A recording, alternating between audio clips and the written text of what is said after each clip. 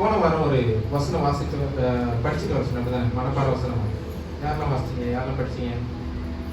அப்படியா? ஓகே, ஜெனிகா சொல்லுங்க.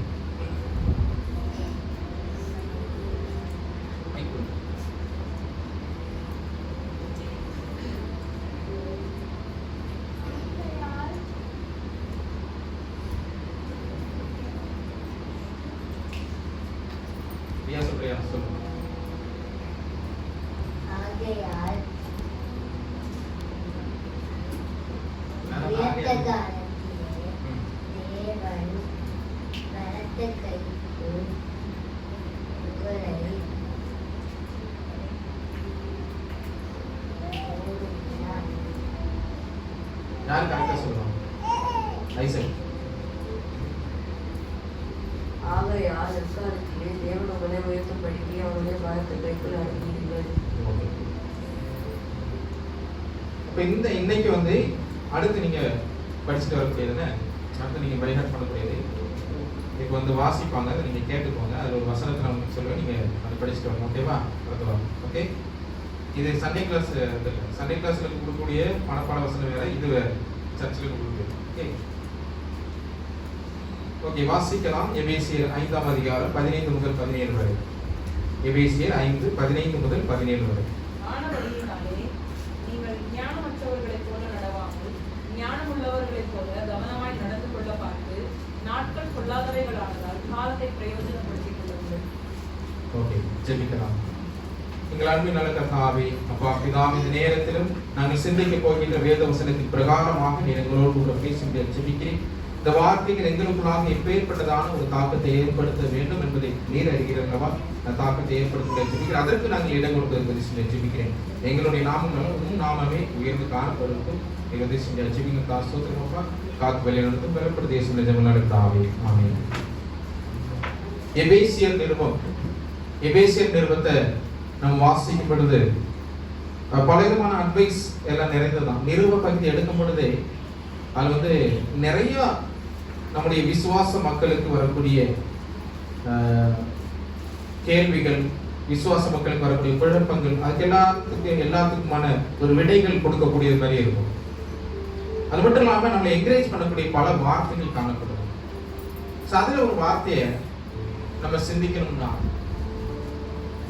அதுல பலவிதமான நன்மைகளை கொடுக்கக்கூடியதாகவே காணப்படும். ஆனால் இதுல வந்து ஒரு அட்வைஸ் இல்ல, ஒரு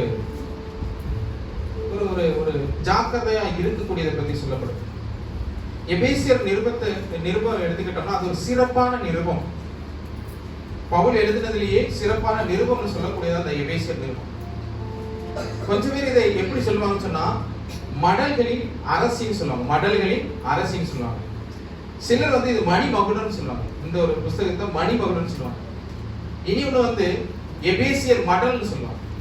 ஓகேவா? 3 வகையா சொல்றாங்க. ஒன்னு வந்து மடல்களின் அரசினும், இரண்டாவது மணிமகுடம்னும், மூணாவது வந்து எபேசியர் மடல் அப்படின்னு சொல்லி சொல்றாங்க. சரி, 3 விதமா இதை எழுதின ஒவ்வொரு இதை பத்தி வியாக்கியானம் கொடுக்கக்கூடிய விளக்கம் கொடுக்கக்கூடிய ஒவ்வொரு பேரும் 3 விதத்துல சொல்றாங்க. இதுல பவுல் 3 அதிகாரங்கள்ல கிறிஸ்தவ கொள்கை முதல் 3 வசனத்துல கிறிஸ்தவ கொள்கையையும், அதாவது டாக்டரின் பத்தியும், விளக்கங்களையும், கிறிஸ்தவ நம்பிக்கை அதாவது பிலீஃப், இந்த விதமான ஒரு உண்மைகளை பற்றி எழுதிவிட்டு அவர் என்ன செய்யறாருன்னா அடுத்த 3 வசனத்துல என்ன சொல்றாருன்னா 4 முதல் 6 வரை வசனத்துல அதிகாரங்களில் கிறிஸ்தவ கடமை, நம்முடைய இந்த கிறிஸ்தவ கடமை அதாவது டியூட்டி எப்படியாக காணப்படுகிறது, கிறிஸ்தவ நடத்தை பிஹேவியர் எப்படி இருக்கிறது அப்படிங்கறத பற்றி எழுதுறாரு.